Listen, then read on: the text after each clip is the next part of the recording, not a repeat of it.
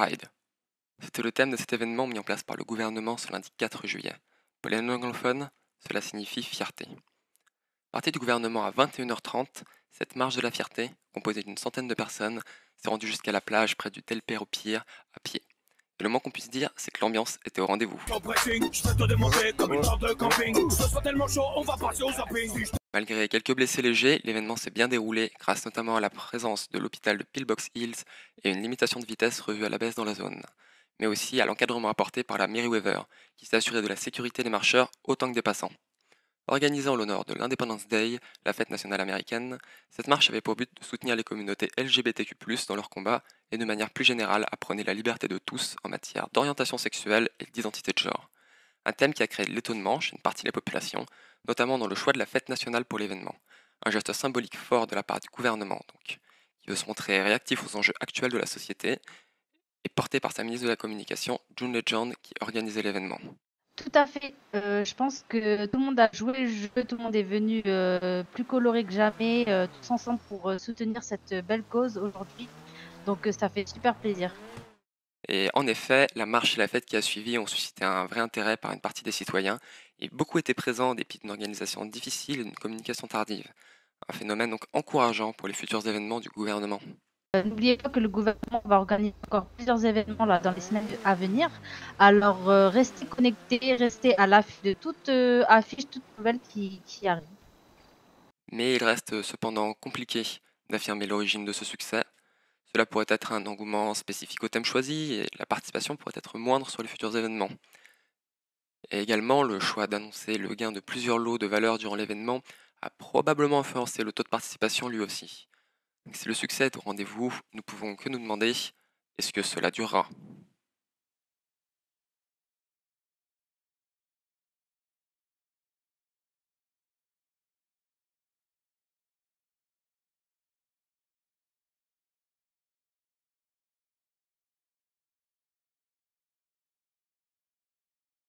Nous nous retrouvons sur cette deuxième partie accompagné du directeur du Weasel News, Monsieur Ricardo Escobardo, pour nous parler de différentes choses concernant l'entreprise qu'il dirige.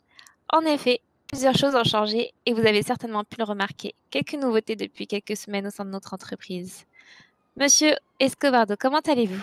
Ça va très bien et vous? Ça va, merci. Vous êtes content d'être là? Oui, bah, sachant que c'est mon plateau en plus, donc comment ne pas être content? Alors, Monsieur Escobardo, plusieurs de nos concitoyens ne sont pas encore très à l'aise avec ces rendez-vous quotidiens. Pourriez-vous nous expliquer en quoi consiste et pour quel but sont les JT? Oui, bien sûr. Le JT consiste à communiquer les informations qui nous semblent les plus importantes le plus rapidement possible afin de faire savoir à la ville ce qu'il se passe. Nous diffusons donc toute l'information. Cela passe par exemple par des entreprises qui ont envie de faire parler d'elles, mais également le côté que nous apprécions le moins dans la ville, c'est-à-dire la criminalité.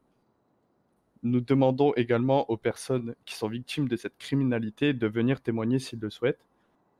Cela peut se passer, donc anonymement, afin de sensibiliser, son prochain. Nous sommes, la source numéro 1 d'information et notre pouvoir est de mettre au courant afin d'établir un monde meilleur. J'en profite également, donc pour dire que nous mettons en vente des publicités de 30 secondes pour les JT, ainsi que des encarts publicitaires sur le journal afin de faire la promotion, pour un événement ou, pour faire de la publicité pour les entreprises. Et je souhaite également rebondir sur quelque chose. Donc, si jamais, vous êtes intéressé, le Weasel News recrute également des journalistes, motivés afin de retranscrire l'information. Merci, Monsieur Escobardo. Grand nombre de citoyens de Los Santos se demandent quel grand événement la ville a proposé pour le 14 juillet. Monsieur Escobardo, vous nous avez préparé quoi? Donc, en effet, donc le Weasel News a bien évidemment organisé un événement le 14 juillet. Donc, c'est un événement qui s'apparente au Tour de France. Donc, vous voyez cette grande course de vélo qui se passe en France. Nous avons donc voulu reprendre un peu le même modèle, donc afin d'innover au sein de la ville de Los Santos. Donc, c'est une course qui va se dérouler en 3 étapes, principalement localisées autour du mont Chiliad au nord de la ville. De nombreux lots sont à gagner et nous établirons un classement à l'issue de ces étapes afin de remettre les récompenses aux gagnants lors d'une soirée qui aura lieu juste après la course.